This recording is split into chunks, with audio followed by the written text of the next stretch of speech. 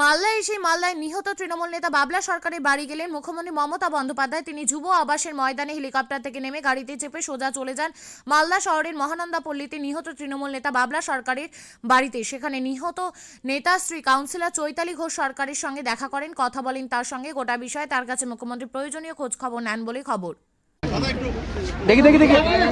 আরজি করে রায় নিয়ে, কিন্তু আমি যেহেতু হেলিতে ছিলাম বলে আমি ডিটেলসটা এখনো শুনিনি। তো আপনাদের কাছ থেকে শুনলাম যে এটা নাকি যাবজ্জীবন দেওয়া হয়েছে।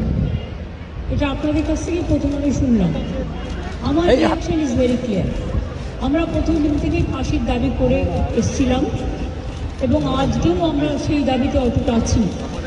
কিন্তু আদালতের রায় ন্যাচারালি এখন সবাই মিলে কি বলবেন আমি জানি না, বাট আমার কথা আমি বলতে পারি বা আমার দলের বক্তব্য যেটা হচ্ছে, আমরা 3টে কেসে আপনারা দেখেছেন 54 দিন থেকে 60 দিনের মধ্যে আমরা ফাঁসি অর্ডার করেই দিয়েছি। কিন্তু আমি জানি না এটা একটা সিরিয়াস কেস এবং এটা নিয়ে ফাঁসি দাবি আমাদের সবার ছিল। সেক্ষেত্রে বিচারের রায় নিয়ে আমি আমার কথা বলতে পারি। আমরা এটাই বলেছিলাম, আমাদের হাতে কেসটা থাকলে আমরা কিন্তু অনেক দিন আগেই ফাঁসির অর্ডার দিয়ে দিতে পারতাম, ফাঁসির অর্ডার করে দিতে পারতাম। আমি জানি না কিভাবে লড়াই করেছেন, কি করেছেন, কি যুক্তি, আপনারা তো লয়াররা জানেন। সুতরাং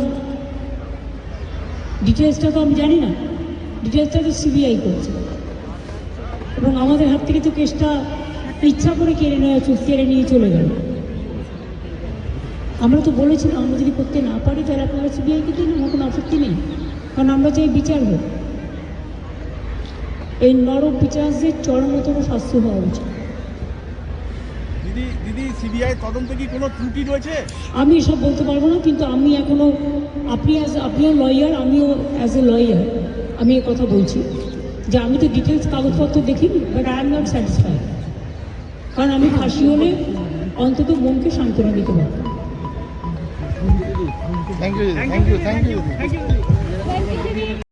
ক্ষতিকারক প্লাস্টিকের ক্যারিব্যাগ বর্জনের নির্দেশ দিয়েছে সরকার।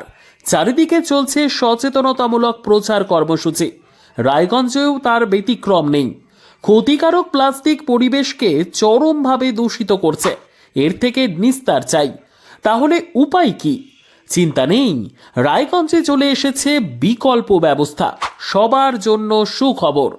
পশ্চিমবঙ্গ সরকারের অনুমোদনে আগামী সপ্তাহ থেকেই শহরে তৈরি হতে চলেছে পরিবেশ বান্ধব দূষণমুক্ত বিভিন্ন ধরনের বায়ো ক্যারিব্যাগ, যা অবশ্যই পচনশীল।